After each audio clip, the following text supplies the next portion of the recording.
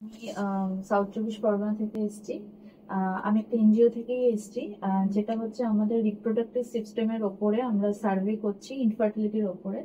তো আপনার অনেক নাম শুনেছি আমরা ওদিকে, তো অনেক পেশেন্টের থেকে। তো আমি ভাবলাম আপনার সাথে একবার কথা বলা যাক, মানে কিভাবে আইভিএফ হচ্ছে, কিভাবে সাকসেস হচ্ছে, কিভাবে বেবি আসছে, মানে সবকিছুর ওপরে আপনার যে মানে কাজের যে সিক্রেটটা আছে সেটা আমরা একটু শেয়ার করে নিতে চাই আমাদের দর্শকদের মধ্যে, এবং যারা আমাদের মানে জেনারেশন চলছে এখন সবার সাথে। তো আপনার কি আইডিয়া আছে যদি শেয়ার আমরা ফার্স্ট অফ অল বলবো welcome to my clinics and most welcomes. আর আমরা বলতে চাইছি আমি ডক্টর মীনা নারায়ণ আর founder and director of Nirmana IVF and fertility clinics.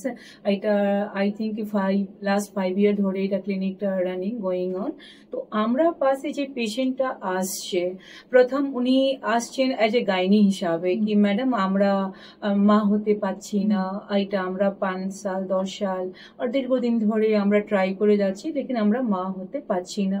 তো ফার্স্ট হলো আমরা সবকে বলি বেসিক ওনার যে পুরনো যত ওল্ড ইনভেস্টিগেশন শিট সব আছে সব আমরা সার্ভে করি আর ফাইন্ড আউট করি কি প্রবলেমটা কোথায় আছে। ওনার বডির শুক্রাণুটা কি খারাপ, ইয়া ওনার টিউব ব্লক আছে, ইয়া ওনার ইউট্রাস মধ্যে সেপ্টাম ইয়া কোনো পলিপ বেগারা কি কারণে উনি মা হতে পারছে না। তারপরে সবাই পেশেন্টকে আমরা 3 ভাগ में ডিভাইড করে দিই, একটা নর্মাল ট্রিটমেন্ট পেশেন্ট, একটা আইইউআই পেশেন্ট আর একটা আইভিএফ পেশেন্টে। यदि महिला और পুরুষদের বয়স यदि খুবই কম আর টিউব খোলা আর ওনাদের সমস্ত অন্য ইনভেস্টিগেশন সব নর্মাল, তো আমরা একটা টেস্টটা করি, তাই নামটা হচ্ছে এসএসজি। एसएसजी मतलब হলো সেলাইন ইনফিউশন সোনোগ্রাফি या সেলাইন সোনোগ্রাফি। এই মাধ্যমে কি হয় ও বেসিক্যালি জানা যায় কি দোনো টিউব ভালো, এটা অ্যাকচুয়ালি একটা প্রেগন্যান্সি এনহান্সিং প্রসিজার। এই সঙ্গে আমরা একটা স্ক্র্যাচিং করে দিই। এই জন্য ম্যাক্সিমাম 50% পেশেন্ট এই মাধ্যমে মা হতে পারে। তো এই জন্য এখানে যে পেশেন্ট সব আসে ম্যাক্সিমাম প্রেগনেন্ট হয়ে যায়। নেক্সট হচ্ছে আমরা this is the 50%। Next 50% patient মধ্যে হচ্ছে যে পুরুষদের শুক্রাণুটা খুবই খারাপ, ওএটিএস হচ্ছে, অ্যাবনর্মাল স্পার্ম আছে, ডাবল হেডেড আছে, অনেক কিছু প্রবলেমটা হয়। ওই পেশেন্টদের আর টিউব যদি খোলা আছে, ওই সব পেশেন্টকে আমরা আইইউআই অ্যাফোর্ড করি। আইইউআই 2 রকম হয়, যদি আমরা সিমেন মানে মোটামুটি 5 to 10 মিলিয়ন কাউন্ট আছে তাহলে উনি আইইউআই করতে পারবেন, আর না হলে সেলফ আইইউআই হলো। আর যেই পুরুষদের একদমই সিমেন এজও আছেন আর ওনার হারমোনাল প্রোফাইল বি খুবই খারাপ, তো মাইক্রো টিজা পিজা করতে কোনো লাভ নেই, তো ডোনার স্পার্ম দিয়ে ওই পেশেন্টকে আমরা আইইউআইটা করি। নেক্সট 25% অফ পেশেন্ট হয় শুক্রাণু কাউন্ট খুবই খারাপ, ইয়া তো উনি এজু আছেন আর ইয়া খুবই খারাপ। নেক্সট হচ্ছে ওনাদের টিউব ব্লক আছে, ইউট্রাস খুবই ড্যামেজ আছে, অ্যাডিনোমায়োসিস ইয়া সিভিয়ার পিসিওডি আছে, এন্ডোমেট্রিওসিস, চকলেট সিস, টিউবে জল হয়ে গেছে তাইকে বলে হাইড্রোসালপিংস। ওই সব পেশেন্টকে আমরা বলি কি আপনারা আইভিএফ মাধ্যমে মা হতে পারবেন। তবে আইভিএফ এর মাধ্যমে যে মা হতে পারে 2 রকম পেশেন্ট হয়, সেলফ আইভিএফ और एक डोनेशन आईवीएफ। যেই মায়ে या যেই মহিলাদের এমব্রায়ো কোয়ালিটি খুবই ভালো আর এমব্রায়ো কোয়ালিটি ওনার মানে ডিম বানুটা খুবই ভালো আছে, এমএইচ গুড 2 to 5 মতো যা হয়, তো নিজে এটা বলে সেলফ আইভিএফ। নিজের ডিমকে স্টিমুলেট করে 10 থেকে 12 দিন ইনজেকশন হলে উনি উনি মানে মা বাবা হতে পারবেন। কত বয়স অবধি হতে পারে?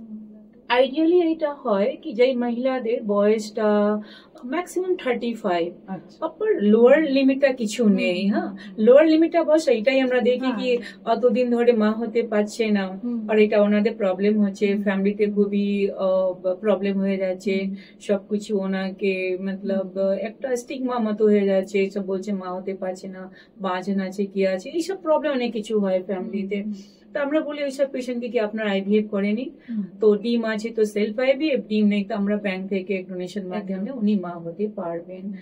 আর অনেক কিছু মিথ এন্ড ফ্যাক্টস আছে। ন্যাচারাল প্রেগন্যান্সির জন্য আপনি কিভাবে মানে পেশেন্টকে কাউন্সেলটা করি, তাই ওটা ফার্স্ট অফ অল আমরা এখানে বরকে বলি কি আপনার একটা সিমেন অ্যানালিসিসটা, এখানে আমরা কম্পিউটারাইজ অটোমেটেড সিমেন অ্যানালিসিস মেশিনটা আছে, তাই কি বলি এখানে ফার্স্ট অফ সিমেন অ্যানালিসিসটা করুন, আর যদি আপনার 10 থেকে 12 দিনে এসছেন তাহলে একটা টিউব টেস্টটা করুন। এই দুটা যদি ওনাদের খুবই ভালো আছে তো 1-2 সাইকেল মতো উনি মা হতে পারছেন।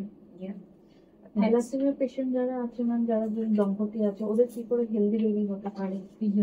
থ্যালাসেমিয়ার পেশেন্ট আমার পাশে অনেক জন এসছে, 2-3টা পেশেন্ট এসছে আর ভালো হেলদি বেবি নিয়ে গেছে এখান থেকে। তাই আমরা ওনাকে বলবো, ফার্স্ট অফ অল থ্যালাসেমিয়ার মধ্যে 4:1 রেশিও হয়, 3:1। 3 বেবি অ্যাবনর্মাল, একটা, বাট কোন বেবিটা হেলদি হবে আর কোন বেবিটা আনহেলদি এটা বলা খুবই মুশকিল। তাই জন্য আমরা যদি আইভিএফ এ করি তো ওনার নিজে সেলফ আইভিএফ, সেলফ আইভিএফটা করি তো ওনাকে একটা প্রসিজার নামটা হচ্ছে, বায়োপসি নামটা হচ্ছে পিজিডি অ্যান্ড পিজিডি আর পিজিএস। এই মাধ্যমে আমরা ওনার একটা সেলকে বের করে আর দেখতে পারবো কি ওনার মধ্যে ক্রোমোজোমাল প্রবলেমটা নেই। তো বেসিক্যালি ওই এমব্রায়োকে আমরা ট্রান্সফার করে উনি মা বাবা, তো আইভিএফ এর মাধ্যমে উনি মা বাবা হতে পারবেন হেলদি বেবিটা। লেকিন যেই মহিলাদের ওইটা প্রবলেম দেখা যাচ্ছে, বলছে না আমরা খুবই গরিব আছি, আমরা একবার মা হতে পারছি, ওইটা টেকনোলজি অ্যাফোর্ড করতে পারবে না, তাইদের আমরা বলবো কি এক ডোনেশনে মা নিয়ে এটা ভালো হবে। ইদার একটা পার্টনার ডোনার দিকে ব্যাংক থেকে আসে, ভালো এটা। আর একটা হয় কি, এটা হলো কি যদি উনি কোনো টাকার সমস্যা নেই, অ্যাফোর্ড করতে পারবেন, আইভিএফ হলো আর পিজিএস পিজিডিটা করলাম আর তারপরে ওই এমব্রায়োকে সিলেক্ট করে আমরা ট্রান্সফারটা দিলাম এই হিসাবে। আর নাহলে আর একটা আছে ডোনার, ডোনার নিয়ে হয়তো এক ডোনার নিয়ে নেবে আর নাহলে ডোনার স্পার্মটা, ইদার একটা পার্টনারকে আমরা ব্যাংক থেকে হেলদি থেকে নিয়ে উনি হেলদি বেবি মা বাবা হতে পারবেন। পিসিওডি এখন অনেক মহিলাদের হচ্ছে, মানে তারা তো অনেকেই ভাবছে আমার বাচ্চা হবে কি হবে না, সেই যে একটা কনফিউশন তাদের জন্য কি বলুন? তারা পিসিওডি পেশেন্ট কি হয়, পিসিওডি পেশেন্ট মানে হচ্ছে অনিয়মিত পিরিয়ড।